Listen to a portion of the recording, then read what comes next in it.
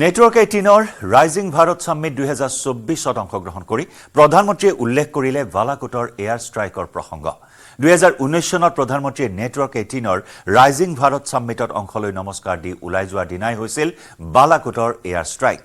Rising Bharat মানে বিকাশ আৰু উন্নয়ন বুলি অভিহিত কৰে প্ৰধানমন্ত্ৰী মোদীয়ে। लेकिन शायद पत्रकार मन ये भी सोच सकता था और शायद सोचा होगा लेकिन बोलते नहीं होंगे कि क्या कारण होगा कि एक इंसान अपने कमिटमेंट के कारण इस समिट में इतने ही शांत मन से आया था और उसी समय वो किसी प्रक्रिया को दौड़ा रहा था और जो दूसरे दिन सुबह दुनिया के लिए बहुत बड़ी खबर बन गई थी। और मैं मानता हूं जरूर आप लोग इसका एनालिसिस करेंगे और शायद वो 28 फरवरी थी 2019 और माहौल तो ऐसा ही था और मैं भी बहुत शांति से आप सबसे नमस्ते नमस्ते करके निकला था और भारत ने बालाकोट में एयर स्ट्राइक की थी रात को।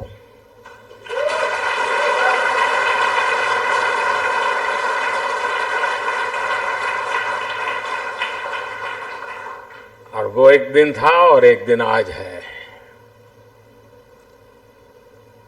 और आपने देखा होगा कि आतंक के सरगना हो या विकास और शांति की चाहत रखने वाले देश हो, सब ने राइजिंग भारत अनुभव किया है।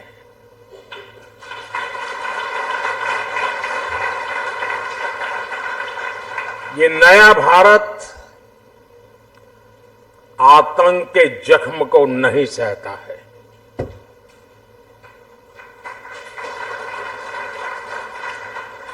बल्कि आतंक के जख्म देने वालों को पूरी ताकत से सबक भी सिखाता है।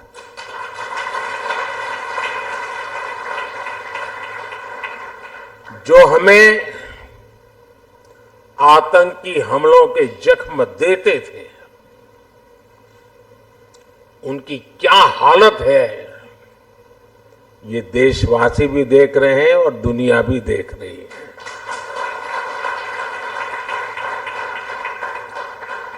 एक सुरक्षित राष्ट्र ही एक विकसित राष्ट्र का आधार होता है और आज यही भारत की पहचान है और यही राइजिंग भारत है। साथियों, चुनाव का मौसम है। चुनाव की सरगर्मी बिल्कुल सर पर है। तारीखों का ऐलान भी हो चुका है। आपकी समिट में भी कई लोगों ने अपने विचार रखे हैं। डिबेट का माहौल बना हुआ है और मैं मानता हूं लोकतंत्र की यही खूबसूरती है।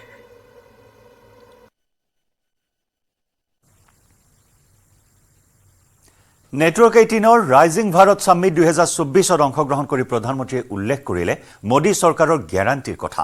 মোদী চৰকাৰে গ্যাৰাণ্টি লোৱাৰ বাবে বেংকলৈ যাব পাৰিছে নৱপ্ৰজন্ম। পূৰ্বে বেংকত গ্যাৰাণ্টি দিব পৰা নাছিল নৱপ্ৰজন্মই। জিএছটিৰ বাবে প্ৰতি বছৰে একোটা পৰিয়ালৰ ৪৫,০০০ টকাকৈ ৰাহি হোৱা বুলি উল্লেখ কৰে প্ৰধানমন্ত্ৰীয়ে। साथियों, आप में से बहुत लोगों को पता नहीं होगा कि एक बैंक खाता खोलने के लिए भी गरीब से गारंटी मांगी जाती थी। लोन की बात तो छोड़ दीजिए, देश के एक बड़ी आबादी जो भूमिहीन थी उसे भी ऐसे ही छोड़ दिया गया था। 80% से अधिक किसान जिनके पास 2 एकड़ भी जमीन नहीं थी उन्हें भी अपने नसीब पर छोड़ दिया गया था। करोड़ों नौजवानों के लिए बैंक के दरवाजे बंद थे क्योंकि उनके पास भी गारंटी नहीं थी। जिनके पास किसी को देने के लिए कोई गारंटी नहीं, उनकी गारंटी मोदी ने ले ली।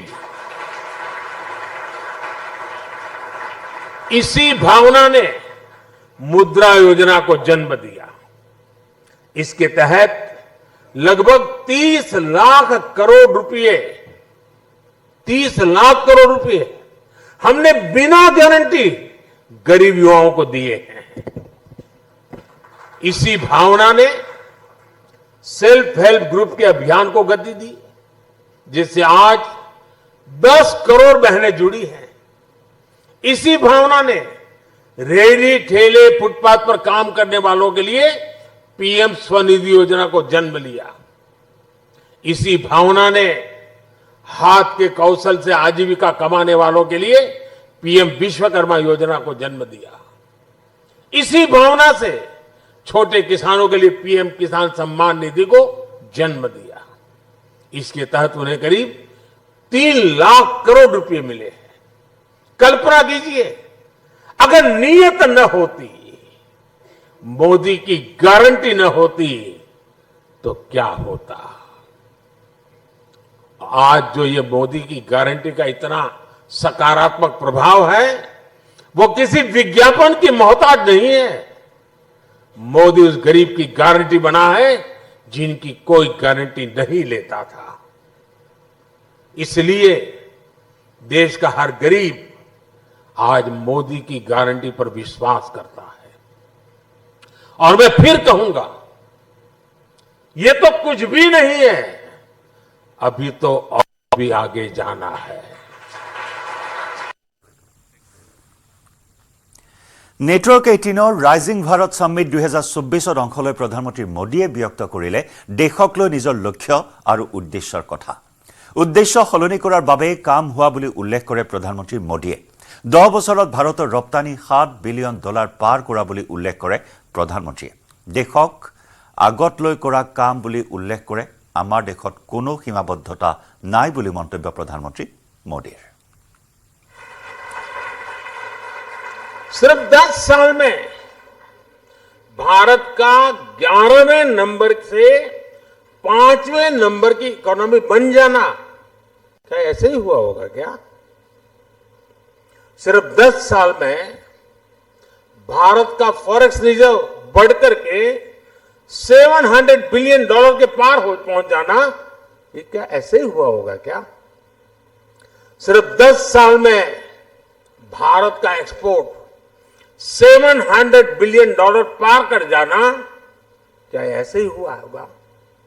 और ये तो अभी कुछ भी नहीं है, अभी तो और भी आगे जाना है।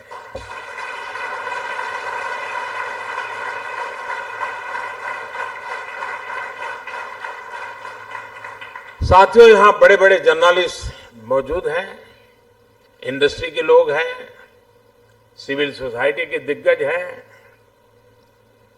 पॉलिटिकल फील्ड के लोग भी हैं, ब्यूरोक्रेसी वर्ल्ड के भी लोग हैं। आप जानते हैं कि हमारे यहां सरकारों में ब्यूरोक्रेसी में काम कैसे होता रहा है। फिर वो एक फैक्टर क्या था जिसकी वजह से ये बदलाव आया? वो एक फैक्टर है नियत।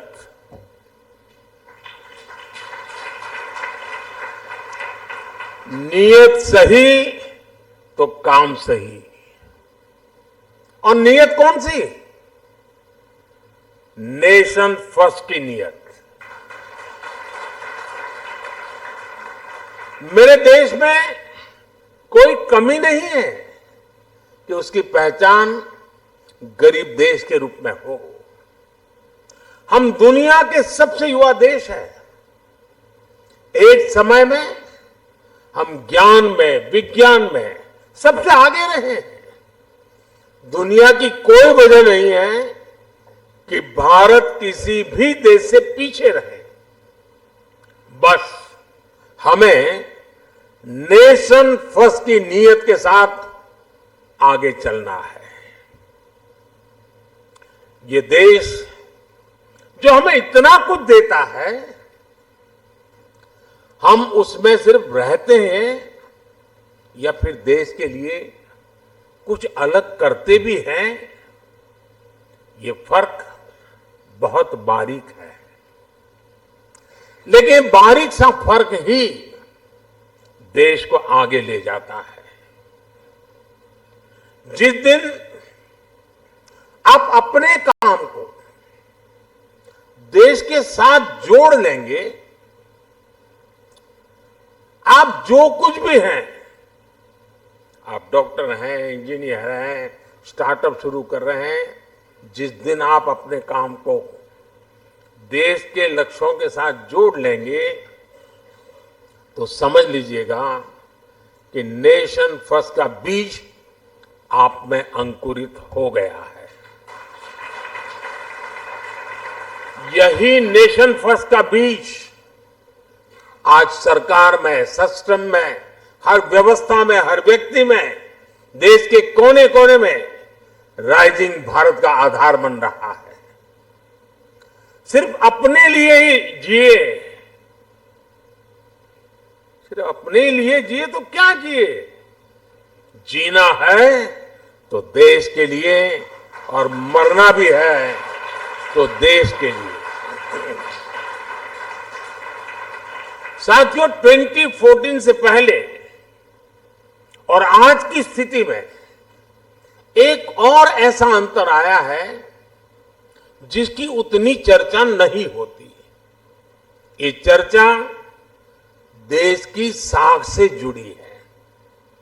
जिस देश की साख गिर रही हो, उस देश के लोगों का स्वाभिमान भी ऊंचा नहीं रह सकता।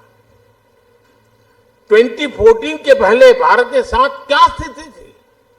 आप याद कीजिए, 2014 से पहले घर घर में भ्रष्टाचार बड़ा मुद्दा था।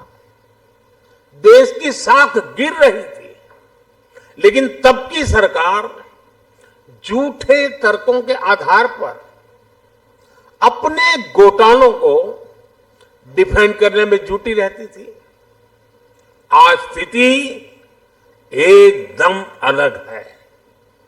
आज सरकार भ्रष्टाचार पर कड़े एक्शन ले रही है।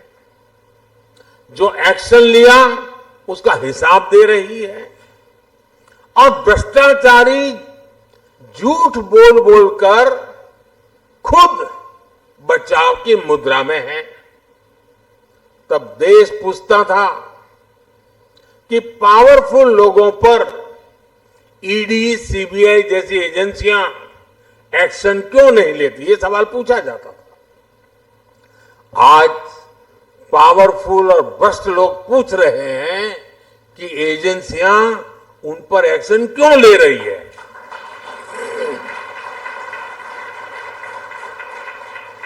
ये अंतर 10 सालों में आया है। बात वही है, नीयत सही तो काम सही।